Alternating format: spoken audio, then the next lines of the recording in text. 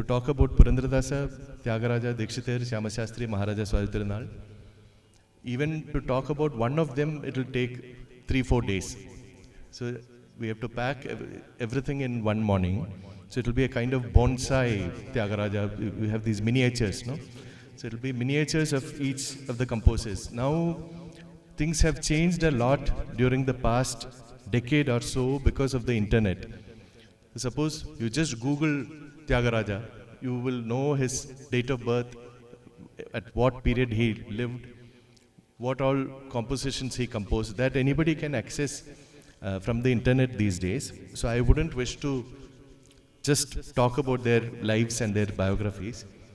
Rather than that, to give you some insights into the musical treasures that each of them have left us. There are so many countries in the world, but very few. I mean, the whole morning I won't be lecturing. The interesting part is when we all sing together. But I'll just finish this off quickly. So there are so many countries in the world, but very few countries can boast of having a traditional classical system of music. China has, Iran has.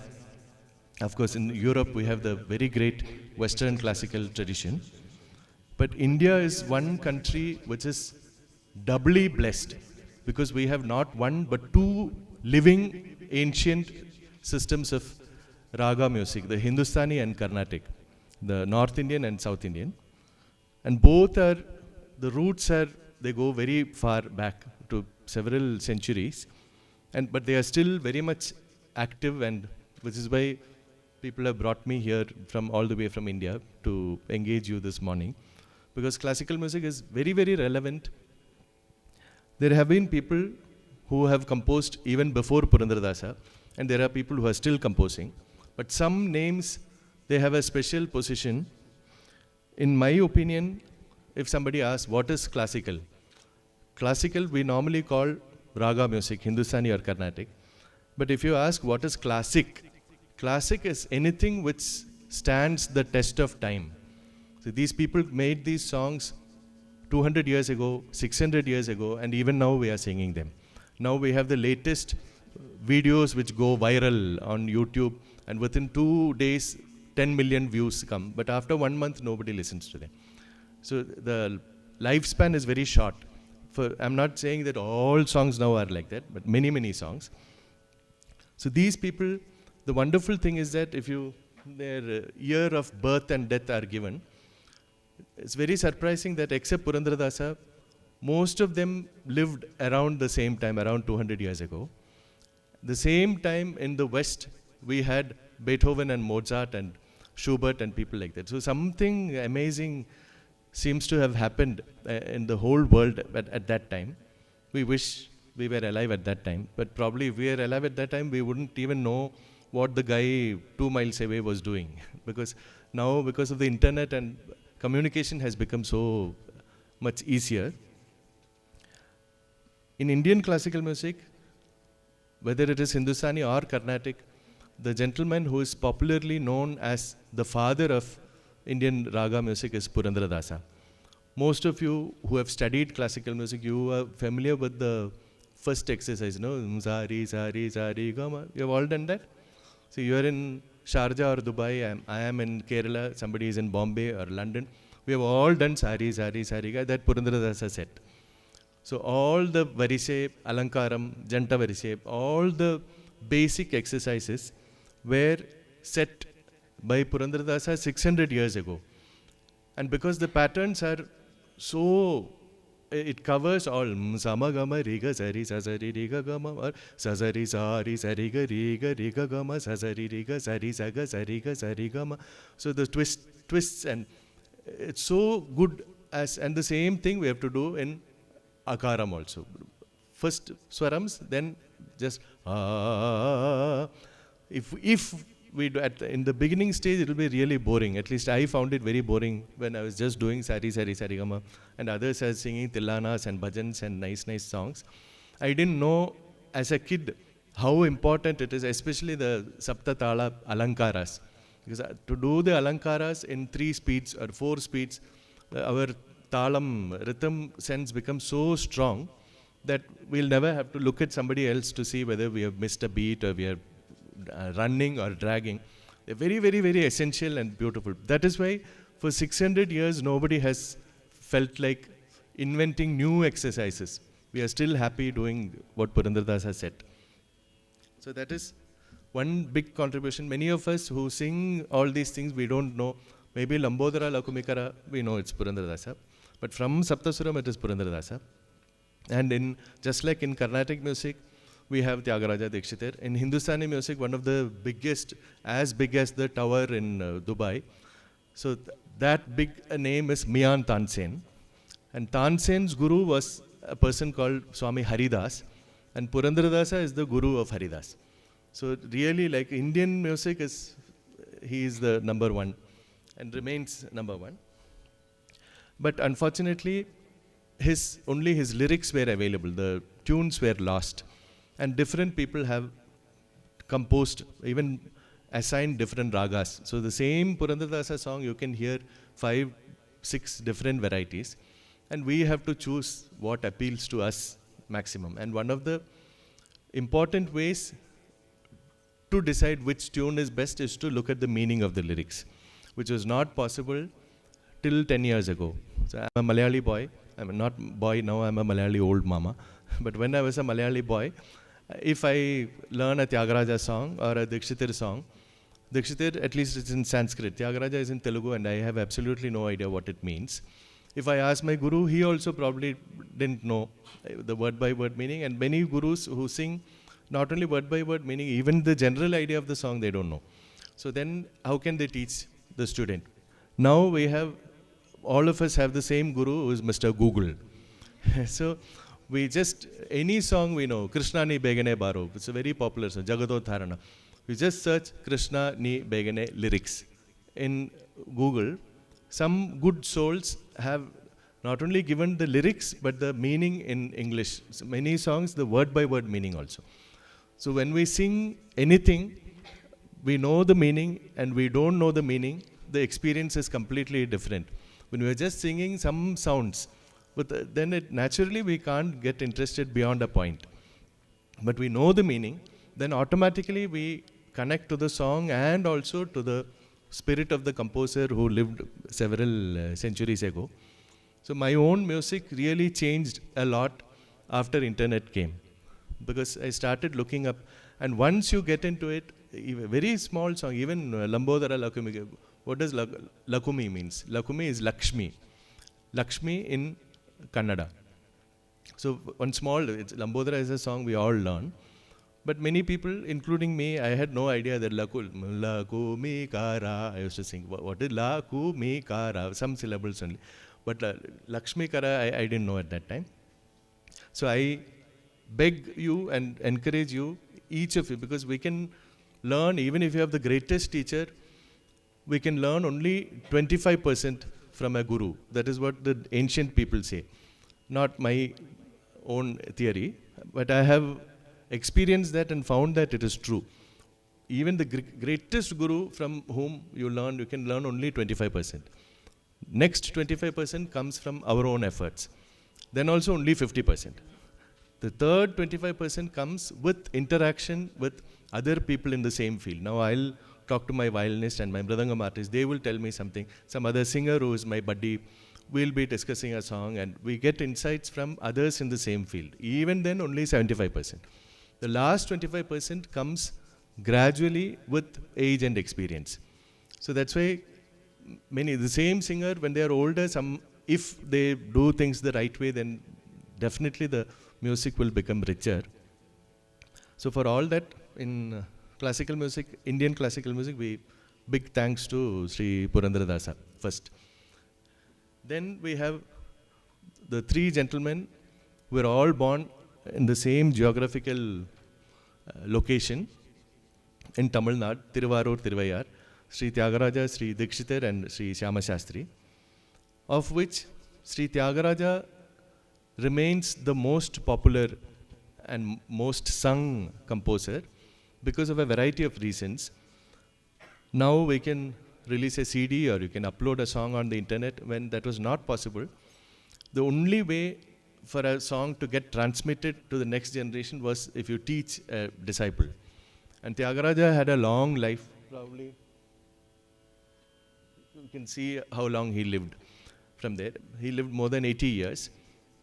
So he taught a lot of disciples. And he had like 5 main disciples. So he would teach one of them around 50 songs. Another one, a different set of 50 songs. Like that. So I am from Kerala. Somebody is from Karnataka. Somebody is from Tamil Nadu, Andhra Pradesh. But most of us, if we trace our musical lineage, who is my guru and who is his guru and who is my guru's guru's guru, most of us will go back to Thyagaraja one way or the other in South India. If we really trace whom our teacher, that is because his students, his disciples, they traveled the length and breadth of South India and taught his compositions. And his compositions were relatively simple in structure. Dikshithar, for example, he has composed in Dhruva Tala, Madhya Tala, Atatala, Ekatala, all the 7 varieties of talas. Then he has one Khanda Ekatala. They are tough compositions, many of them. I'm not saying all of them. But Thyagaraja has composed maximum in Adi Talam, maximum, then Mr. Chapu, Rupakatala. Only these 3 talams come again and again.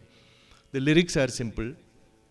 Even if you don't know Telugu, it's Telugu mixed with Sanskrit. So it is mainly for people to enjoy them and access them than to show off his ability. Suppose none of you speak Malayalam and I speak to you in Malayalam, then I can feel, see, I said something and nobody understood. Yeah, I'm great. So that was never the purpose of Thyagaraja. He wanted everyone to access his compositions. And his disciples continue even now. Though I am biologically from Maharaja Thirunal's family, my musical descendants, I am descended from Thyagaraja through 3 of my gurus. My guru's guru. 3 different gurus, they all go back to Thyagaraja. Like that. So all of us, we can say we eat the salt of these people. He was obsessed with Sri Rama, but he composed many songs on other gods also. For many of us, it's a surprise because if you look at the Hindu gods, Sri Krishna plays flute, Saraswati plays, what does Saraswati play? Veena. Saraswati plays Veena, Shiva plays the Damaru, he dances. Ganapati, he dances, though he has a big stomach like me, he dances also. He's a musical god, Ganesha. The only god we never see dancing or singing or just sitting is Rama. But the greatest musician, Thyagaraja, he composed so many songs on Rama that we never understand why. Even Hanuman is a great musician. Many people don't know. There is one saint who goes around with a veena singing all the time. What's Narada? So once Narada and Hanuman had a fight, musical competition. Narada said, nobody can sing as well as me. Then Hanuman said, yeah, you show me what you got, baby. Like that, Hanuman said. Then Hanuman sang something, then Narada could not even lift his veena. He was stuck like that. Then he said, you please, you are the boss. So that much great a musician is Hanuman. And Hanuman is also at the feet of Rama all the time. So Rama, we don't hear about Rama's musical abilities, but he had these amazing musicians like Hanuman and Thyagaraja at his feet all the time. Then we have Dikshithar. Dikshithar, at that time, in fact, of all the 5 great musicians, if they were alive now, Dikshithar would have been the first to visit Sharjah, more than Thyagaraja or Purandara Dasa, because at that time, 200 years ago, he traveled physically all over India, and India is very big. From South India, he went all the way to Kashi, Varanasi, many places, and he would actually visit a temple, find out all the details about the temple, and write a composition which will incorporate details about that temple. The puja vithi, the speciality of the structure, the vigraham. It's like small video recordings of each temple. Now, having these compositions, if we physically visit those temples, we'll be shocked at how vivid a picture he has captured about each of the temples. And there are dozens and dozens of temples.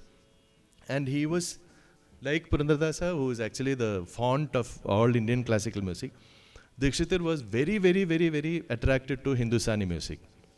He has composed several Carnatic songs in Hindustani ragas. And we can say, suppose I have a sticker, we stick something on a paper, that is one thing, but you have a crown and you have diamonds which are not stuck. What do you call a diamond which will be in the crown? There's a word. Fixed, little stronger than fixed. Little stronger than embedded. Studded, yeah, studded. So with Dikshithar, each word, each syllable is like it is some diamond which is studded on a crown. It's so beautiful. It is worth learning Sanskrit only to relish Dikshithar's compositions more.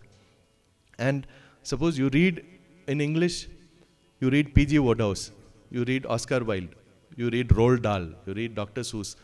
Each person, if you are very familiar with the writer, if we just read one passage, we know, oh, this can be only P.G. Wodehouse. It's so typical. They are all writing in English only.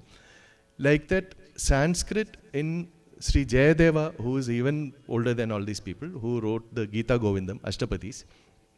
Since he's not on the menu, I won't speak about him now. But Jayadeva Sanskrit is different. Dikshithar Sanskrit is different. Swathi Thirunal Sanskrit is different. And Sadasiva Brahmendra Sanskrit. So each of them, they handle the same language in a very individual, typical way. Even if we don't know Sanskrit, we can, if we are attuned to the lyrics and we pay attention, we just take 2 lines from a Dikshithar song, we can feel, even Thyagaraja has composed beautiful songs in Sanskrit. Though we talk about him, connecting him to his Telugu songs, his Sanskrit songs are very, very beautiful also. But Dikshithar Sanskrit is so typical and little tough, relatively. So that is Dikshithar, and during Thyagaraja, Dikshithar, Shyama Sastry, all their time, India was being ruled by the British. And all of them were exposed to the Western small brass band tunes from our conquerors. Many of them became very attracted to the Western tunes. But Dikshithar went on to make more than 30 compositions in Sanskrit based on the Western tunes he heard, including the British national anthem. So the British national anthem is God Save the King or Queen, whoever it is. So even that God Save the Queen, Dikshithar has made in Sanskrit, same tune. So they are called Western notes. Some people call them note to swaram. So note equals swaram, so it's note. So they form a very special category, which is now everybody is doing fusion. So Dikshithar did fusion 200 years ago already. So then we have Shyama Sastry.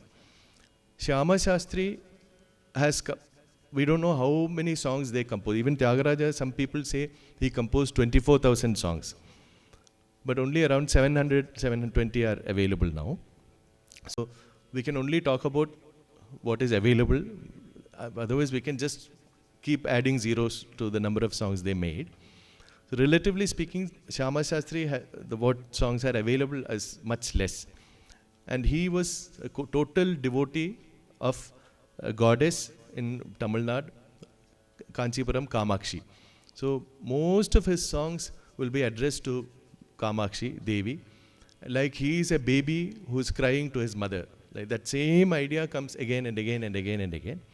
So if you have a database and you enter Shyama Sastry's lyrics in a computer and you make a search, you will find the same word appearing 30 times, 40 times.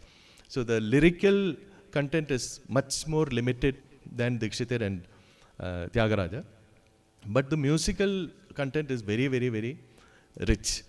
And they are not really meant to be sung on a stage. None of these people, they sang on a stage like this with a mic and violin and mridangam, and they get paid money and people applaud. It is not. They were all great devotees of God who composed to express their devotion or express some other sentiments, their views on life, philosophy, whatever. We have just taken them and we have converted it into a performing art. None of them were performers really.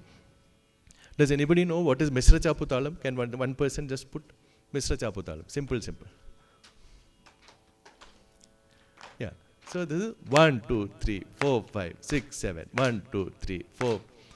So this is, we say takkita, takka, dhimi, which this is the normal Mr. Chapu. Shyama Sastry has made several songs in the opposite. Instead of takkita, takka, dhimi, he makes taka, dhimi, takkita, taka, dhimi, takkita. That is a very typical specialty of Shyama Sastry. And his compositions are, you imagine a man sitting in a puja room alone with a tanpura and praying and singing. That is what his songs are meant to be. So then, of course, we have Maharaja Swathi Thirunal. Swathi Thirunal, for me, unfortunately, because I am from his family, anything good I say about him, people can say, oh, he's praising his ancestor. So because of that, many times I have wished I was not from that family so that I can really speak about Swathi Thirunal. But he was like Purandara Dasa. He was a marriage between Carnatic and Hindustani classical music. Unfortunately for him, he was a Maharaja. So he had his state duties to look after.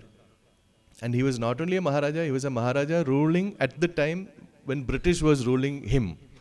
So even what he wanted to do as a Maharaja, he was restricted, like most Maharajas at that time were, greatly by the influence of the British. So, and he had a very short life. He was only in his mid-30s when he passed away. So within that short time, managing a kingdom, he could not, he would have, I feel he would definitely have been like Dikshithar, who would like to wander the world, but he was stuck physically in the same place. But being a Maharaja, he had the money and the power to invite other musicians to his court, because of which he invited several Hindustani musicians also, and taught himself Hindustani music to such an extent. Dikshithar has composed many Carnatic songs in Hindustani ragas, while Maharaja Swathi Thirunal has actually made Hindustani compositions in Hindi and Brajabhasha. Brajabhasha is another variation of Hindi. And he imported, as far as I know, there are many ragas which are very popular now, like Bihag or Hamsanandi, which were not there in Carnatic music before. So, if you look at, again, Swathi Thirunal, many of his original tunes were lost. So, like Purandara Dasa, different people have tuned them. Some original tunes have come, but the people who classified them, they never noted, this is an original tune, this is something I have tuned. So, now we have this grey mix of original tunes and tunes which have been composed later. And he was one of the earliest to import from the Hindustani system this beautiful form of composition called Tarana. Tarana, which became in South, Tilana. So Tilana is always such a bright, happy thing. So he was one of the pioneers of inventing or import. Many ragas, for example, we say Maharaja Swathi Thirunal invented a raga called Mohana Kalyani. So actually Mohana Kalyani is there, very much there in Hindustani music. It's called Shuddha Kalyan. So Shuddha Kalyan he just imported to Carnatic music. Even now, many musicians are taking, like Pandit Ravi Shankar, he took Revati from South Indian music and presented in Hindustani style, and he called it Bairagi. So many Hindustani musicians who have never listened to Carnatic music, they feel, oh, this nice raga, Bairagi, invented by Pandit ji, and they'll touch their ear to show respect. Huh? I don't know whether you have seen. It's very cute. When a Hindustani musician is giving a concert and he has a harmonium and tabla and two shishyas putting tampura, then he'll say, this is a composition by Saburang. Then they'll all touch their ear. So that is to show their respect. So Maharaja has taken a lot from Hindustani music and brought it to Carnatic. So this is just small bonsai pictures about them, but we'll do a song or two depending on how we progress.